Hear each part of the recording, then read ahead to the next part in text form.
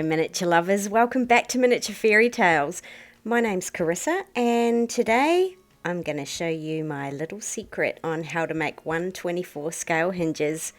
Sit back, relax, and I hope you enjoy. So for anyone who's been following Miniature Fairy Tales, you will know that hinges are not my strong point, or at least they haven't been till this point.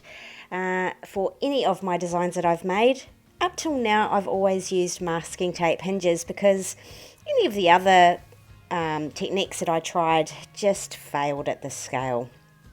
But I'm really pleased to report I have come across this technique, which actually works really well for me, and I hope it does for you in your future projects. So you can see here in front of me I have two door pieces with little cutouts on the side, and I actually started recording this partway through making this because I suddenly decided I needed to make a video about it. So I have these two pieces, and you can see I have already glued a frame to one of them. So that's the outer frame, and then I'm just putting in this little rectangle piece to help simulate a carving in the door. So this is just cosmetic.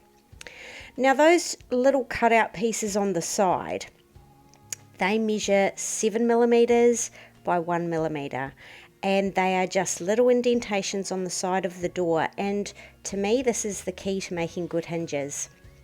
So now that I've got the front of the door complete, I've just turned it over, and now I'm going to be working on the actual metal part of the hinges. So now I am taking just some regular size staples. I think they're 26x6 staples, your normal size that you'd use in any office, and I'm just using a pin here to separate them off. So all I need here is two staples, and they're going to form the metal basis of our hinges. So I just found using a pin was the easiest way to just pop them off the edge.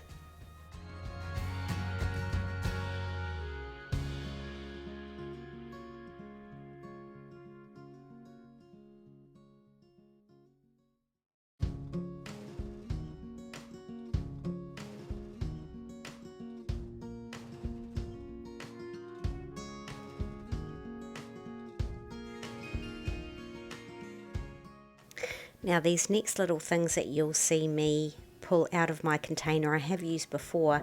These are called glass bugle beads. Now you can find these at any craft shop that deals in jewellery making. They are just little long hollow beads. And my ones measure 7mm by 2mm, and you can see how half of the bead is jutting out from that little gap I've created, which is why I have made my cutouts in the door that size. Now you do not have to use glass bugle beads, you could use anything cylindrical, but the reason I like these is because the end of the staple fits really well into them, and they're the perfect size for my 1/24 scale doors. So they do come in bulk, and if you're using the same sort of beads all the time, it means that things are a little bit more uniform. So that's why I've chosen to go with these. And you can see here how well the end of that staple fits into the bugle bead. It's almost a perfect length and a perfect fit.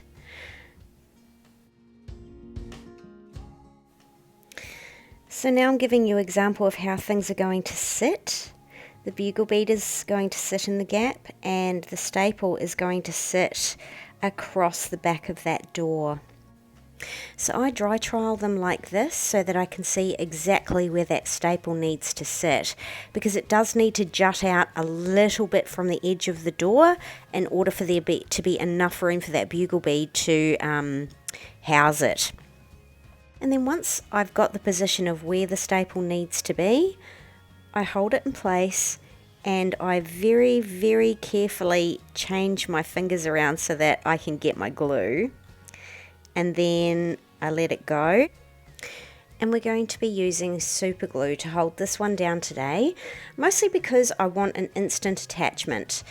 So gem glue would normally be okay because it's metal, but it would take longer. So a little dab here of super glue is what I'll be using to hold it in place. Now, one little dab actually is quite a bit, so I need to use a skewer to spread around the super glue, otherwise it's going to be too wet when we put the other side of the door on. And now using the exact same process for the next little hinge.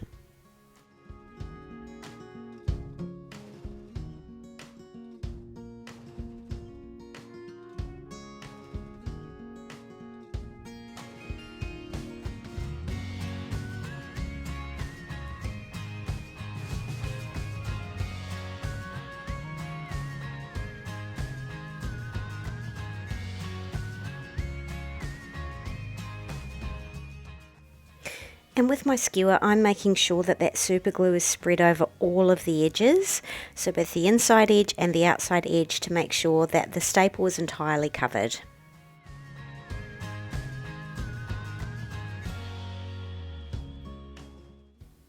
And now at this point I have the other side of my door. So making sure that I'm gluing on the correct side, that is the side that's going to flip over and sit on top of the one with the staples. I'm just going to add some tacky glue in here and make sure that I've got some good coverage there. And then I'm going to flip it over and line up the gaps. And I'm going to attach that to the back of the first layer of the door. So this is going to add some thickness to the door, but it's also going to cover up the rest of the staples. So it'll offer two things: more stability for the staples, but also to cover up the staples, so that in the end all we have is one little edge of those staples protruding out, and they're our little hinge mechanism. Now, it does end up being quite thick and a little bit bulky because of the staples, so do press it down quite firmly. Be careful to get rid of any excess that may pop out, and be careful not to glue over your ends of your staples, because that will affect them fitting back into the bugle beads. So give it a nice press down and then use your roller and go over it, and do apply some pressure. We want that stuck down as tightly as it possibly can be.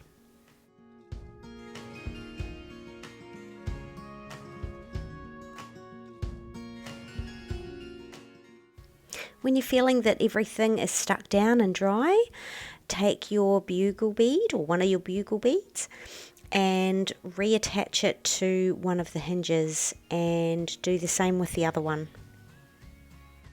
You can see here it's fiddly work, particularly with my long nails, but do persevere. It will pop in there. You just have to get it on the right angle and then it'll slide right on top.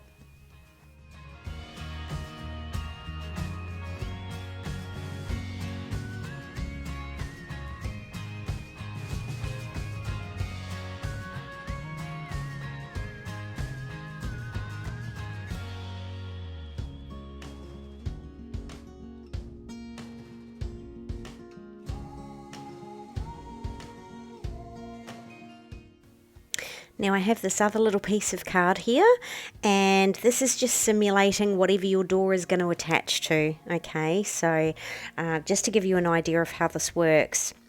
So you've got your bugles attached, and now you need to figure out where the bugle beads need to sit in order for your door to open and close, but not to leave a gap, because that's the worst thing about when you're doing your hinges, is always ending up with a gap. So in this instance I'm using gem glue. I could use super glue as well, but I didn't see a need in this case. I've moved my door and bugle bead hinges to the side just so I can see where they need to stick to. And once I've got the glue in place, I then move the bugle beads over the top of the glue, not the door. So it's very, very important to only stick down the beads and not the door. So you stick them down in place and then let it dry. So once everything's dry, do open and close the door a couple of times just to loosen it up. It will feel a little tight to start with, but once you move it around a little bit, it will loosen up. Now, I was really satisfied with how this one turned out. The door's not loose at all. Everything is a nice snug fit. You can't see the staples. So I do hope that you'll find this video useful and try this little technique in your future projects. Again, this is good for 1/24 scale. But if you can simulate this design but in larger materials for a 112, then you could certainly use this technique in a 112 as well.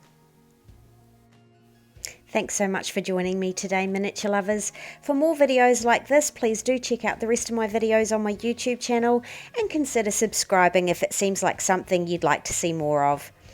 Do take care, and I'll see you next time. Bye for now.